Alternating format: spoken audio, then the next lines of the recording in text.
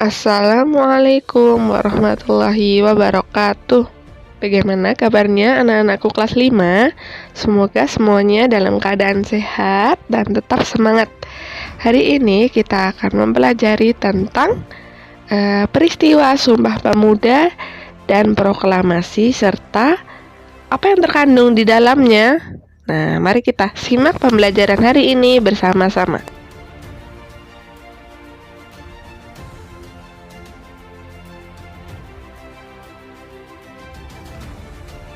Pasti anak-anak masih ingat ya, Indonesia itu pernah dijajah oleh bangsa lain.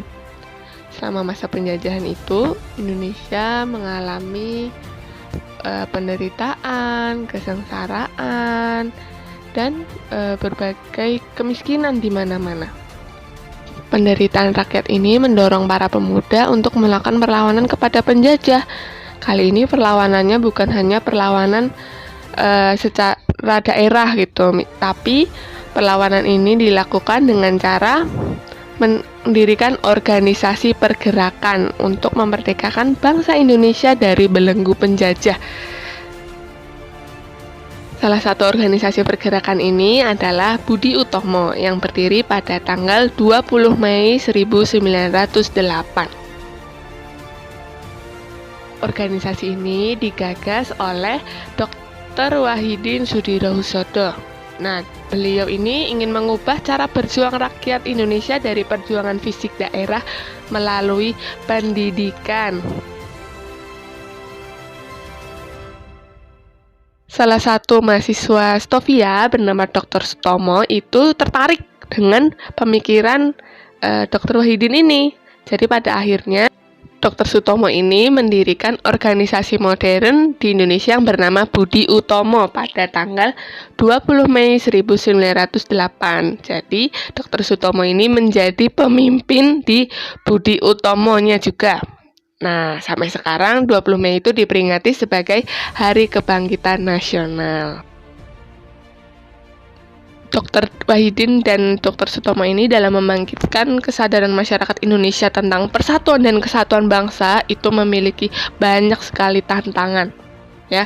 Jadi berjuang untuk supaya masyarakat Indonesia itu paham akan pentingnya persatuan dan kesatuan tanpa perlu mempermasalahkan perbedaan agama dan suku.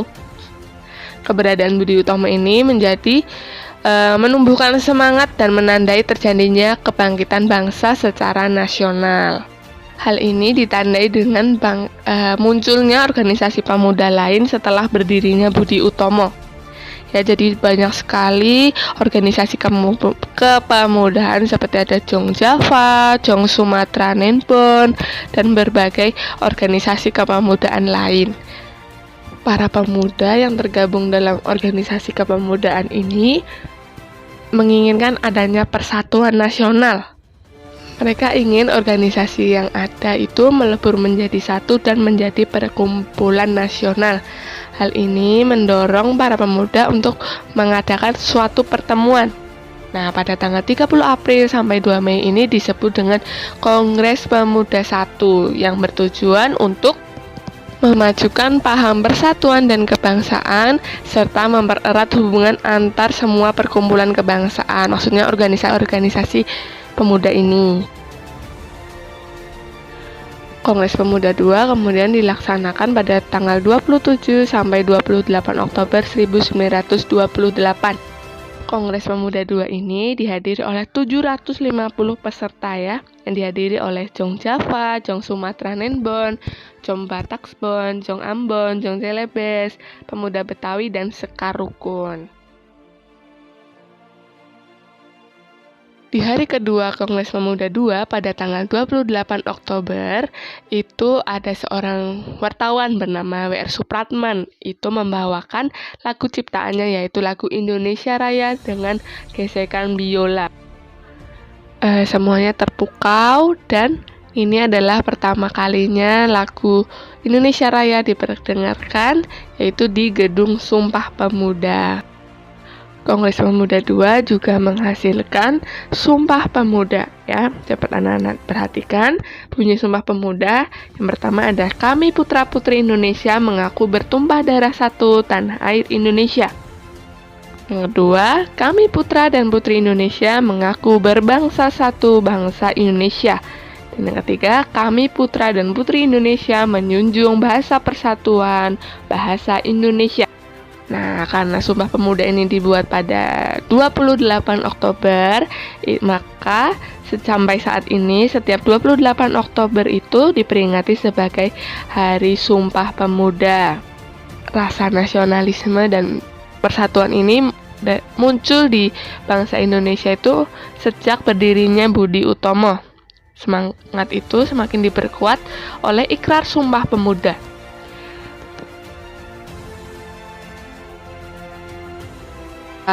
Berbagai perjuangan dilakukan, akhirnya Indonesia memproklamasikan kemerdekaannya. Kira-kira bagaimana ya kronologi para proklamator kita ini dalam melakukan proklamasi kemerdekaan Indonesia? Pada 16 Agustus 1945, Insinyur Soekarno dan Muhammad Hatta diculik oleh pemuda Indonesia ke Rengas Dengklok. Kenapa kok diculik ya? Nah, Soekarno dan Hatta ini diculik agar tidak terkena pengaruh ancaman dan tekanan dari Jepang. Keesokan harinya, pada tanggal 17 Agustus 1945, Insinyur Soekarno dan Muhammad Hatta diamankan di rumah Laksamana Muda Tadashi Maeda. Nah, ini adalah laksamana Jepang yang bersimpati terhadap perjuangan rakyat Indonesia untuk merdeka. Teks proklamasi pun dirumuskan. Nah, yang merumuskan teks proklamasi ini ada dari golongan tua dan golongan muda. Dari golongan tua ada Insinyur Soekarno, Hatta, dan Ahmad Subarjo. Dari golongan muda ada Sukarni, B.M. Dia, dan Sudiro. Nah, naskahnya ini diketik oleh Sayuti Melik, ya. Jadi dirumuskan oleh golongan tua dan golongan muda, dan naskahnya diketik oleh Sayuti Melik. Kemudian Insinyur Soekarno sebagai wakil bangsa Indonesia memproklamasikan kemerdekaan Indonesia pada tanggal 17 Agustus 1945 jam 10 di Jalan Pegangsaan Timur nomor 56 Jakarta.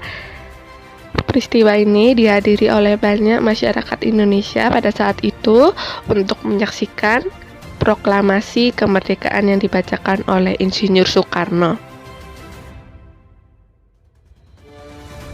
Pada saat yang sama, dikibarkan bendera merah putih oleh Latif Hendraningrat dan Suhut Sastrokusumo yang diiringi lagu Indonesia Raya dan dinyanyikan seluruh warga Indonesia yang hadir. Nah, bendera ini dijahit oleh Ibu Fatmawati, yaitu istri dari Insinyur Soekarno. Jadi dapat kita ambil pelajaran ya, bahwa kemerdekaan Indonesia itu dapat diraih dengan adanya persatuan dan kesatuan dari bangsa Indonesia. Sehingga sejak proklamasi itu terbentuklah NKRI atau Negara Kesatuan Republik Indonesia. Hal ini tercantum dalam Undang-Undang Dasar 1945 Pasal 1 Ayat 1 yang berbunyi, Negara Indonesia adalah negara kesatuan yang berbentuk republik. Nah, bagaimana cara menjaga persatuan di Negara Kesatuan Republik Indonesia? Ya, ada bersama-sama menjaga wilayah dan kekayaan tanah air Indonesia, itu seperti sumber daya alamnya seperti itu. Kemudian bersama-sama menciptakan ketahanan nasional, menghormati perbedaan suku, budaya, agama, dan warna kulit. Yang keempat ada mempertahankan kesamaan dan kebersamaan. Yang kelima ada memiliki semangat persatuan yang berwawasan Nusantara. Dan yang keenam adalah menaati peraturan.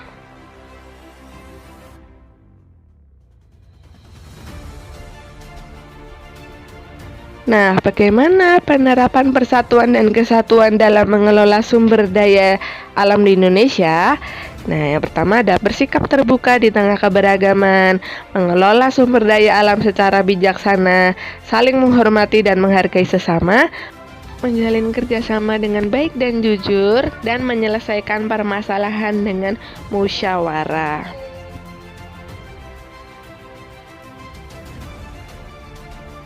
Sekarang, apa yang kita dapat lakukan untuk mempertahankan persatuan dan kesatuan di Indonesia? Anak-anak bisa belajar dengan rajin, berpartisipasi aktif dalam kegiatan di masyarakat, seperti misalnya ada kerja bakti, seperti itu. Ikut serta dalam membantu kesejahteraan masyarakat, menghargai dan menghormati sesama, aktif dalam kegiatan sosial, dan menyelesaikan masalah dengan musyawarah. Selain itu, anak-anak juga bisa bergotong royong. Nah, karena bergotong royong ini menumbuhkan kebersamaan, kekeluargaan, dan tolong-menolong. Dengan demikian, rasa persatuan dan kesatuan nasional akan terus terbina. Semoga pembelajaran kali ini bisa menambah wawasan anak-anak tentang peristiwa Sumpah Pemuda, proklamasi, dan cara menjaga persatuan dan kesatuan di Indonesia.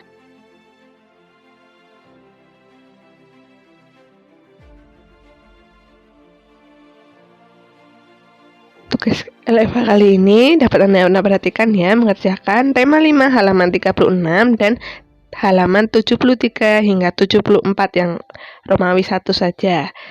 Semangat mengerjakan. Ustazah akhiri. Wassalamualaikum warahmatullahi wabarakatuh.